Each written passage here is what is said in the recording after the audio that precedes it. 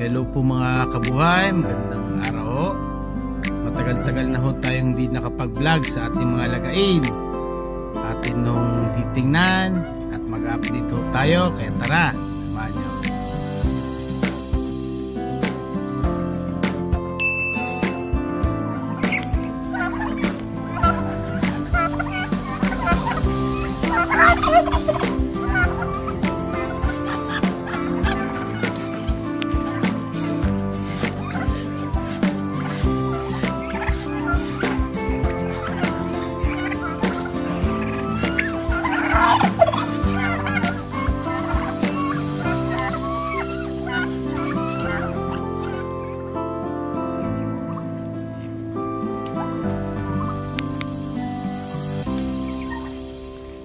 Unaw sa lahat, magandang araw ho. Ito ho yung ating mga Muscovy ducks na mga inakay dati na atin hong pinagalang. Ngayon ho ay malalaki na. Kasabay ho niyan yung ating mga pabo na nagsilakihan na rin. At ito ho yung ating nangingitlog na white Holland na atin hong ikinulong kasi nga ho ay nangapit bahay ho at dun ho nangingitlog, kaya nilagay ho natin muna dito sa scratching pen para ho hindi ho manakaw kasi nga ho dun ho nangitlog sa kabilang bahay, kaya temporary muna natin nilagay at yun hong mga itlog ay atin hong nilipat dun sa naglilimlim na pabo. At ito ho, pinapakain ho natin ng mga feeds. Yan ho yung ating mga pabo. Yan ho yung ating mga ilang inakay na ating pinagalan na ngayon ho ay malaki na. Pati rin ho yung ating mga Muscovy ducks. Yun din ho ating dongtown na female ay wala pa rin ho tayong mahanap. Di pa ho tayo nakakapunta ng Tacorong. Makasakalit makadala ho tayo ng male. At ito ho yung ating ginawang incubator na isang female na pabo. Yun ho ang nagsisilbing incubator natin dito sa mini backyard.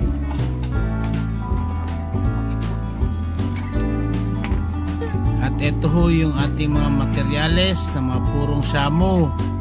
Ito ho yung ating materyales na produsyon ng ilang mga male at female na mga purong shamu.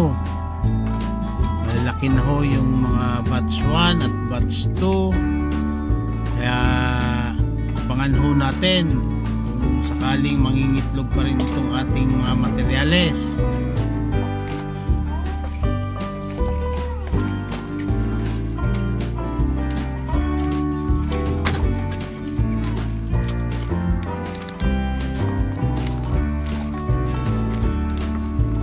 Ito ho yung ating mga batch 2 na mga purong shamu.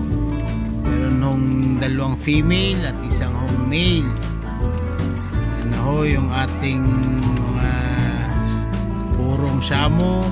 Temporary lamang ho atin hong nilagay dyan kasi nga ho hindi pa natin mailabas kasi meron ho tayong mga pabo na talaga naman hong nambubuli at hindi naman ho maatras sa labanan itong ating mga purong shamu.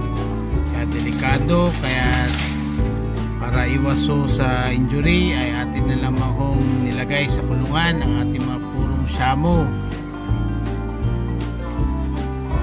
At ito ho yung ating batch 1 na meron hong dalawang female at dalawang male.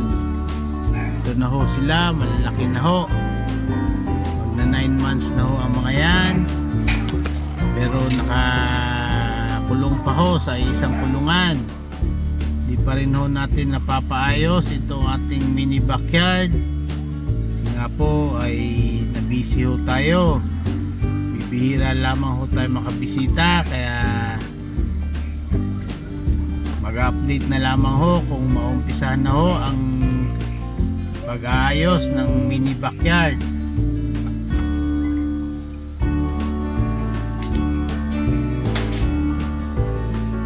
Ito ho yung ating pinapainom sa ating mga lagain.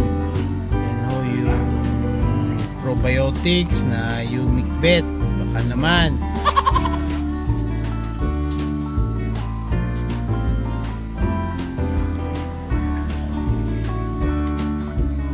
At update ho tayo sa mga itlog na ating Muscovy ducks.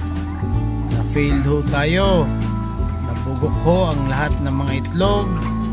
Kaya mag-aantay ulit tayo na mangitlog yung ating female na Muscovy duck.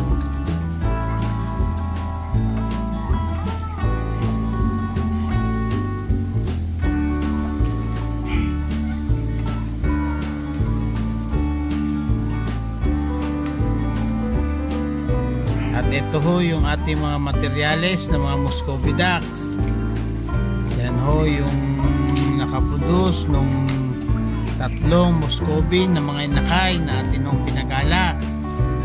Abangan ulit natin na mangitlog yung ating female.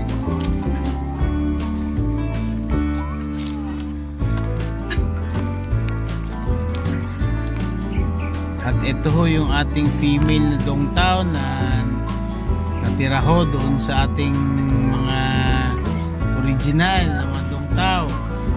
Siya na lamang ho ang natira.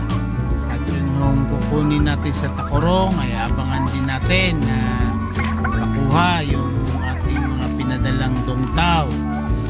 Paparami ulit tayo. Kaya susubukan natin na maparami ulit ang ating mga dongtaw.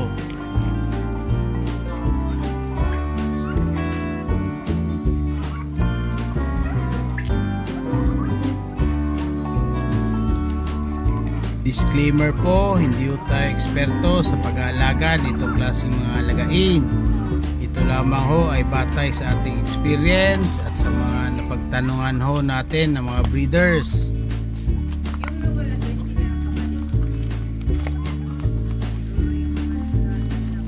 Sa lahat ho ng aking inalagaang mga lagain, tanging pabo ho ang aking na-encounter na mga masiselan.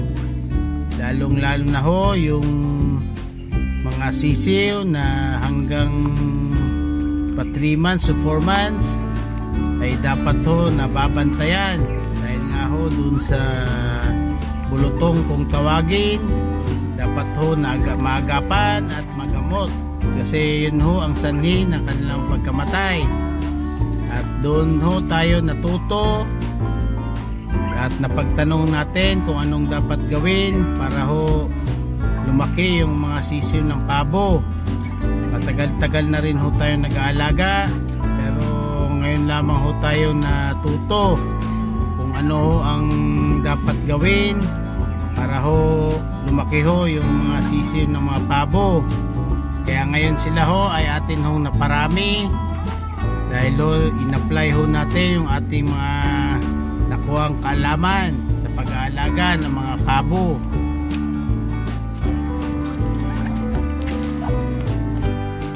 Ito ho yung painuman na ating mga lagain na naka-Yumic Bet. Baka naman. At ito ho yung ating pinapalatan araw-araw yung kanilang paliguan. At doon ho uminom yung iba't iba nating mga lagain. Ito po lahat ang ating mga lagain dito ho sa ating mini backyard. At sa mga bagong mga nakapanood na ating channel, tuloy ho kayo. Ito ho yung aking mga lagain na pampatanggal ho ng stress. Yan ho yung aking mga pabo, dongtaw, yun ho mga purong shamo. Yan yung aking inaalagaan at kinagigiliwan. Kasama dyan ho yung Muscovy ducks.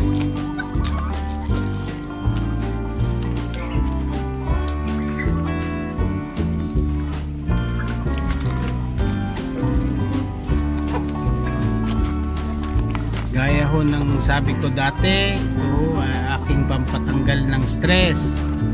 Kung meron hong bibili, saka ho natin binibenta. Itong ating mga purong shamo ay pwede ko na rin hong ma-out PM lamang ho kayo at atin hong sasagutin.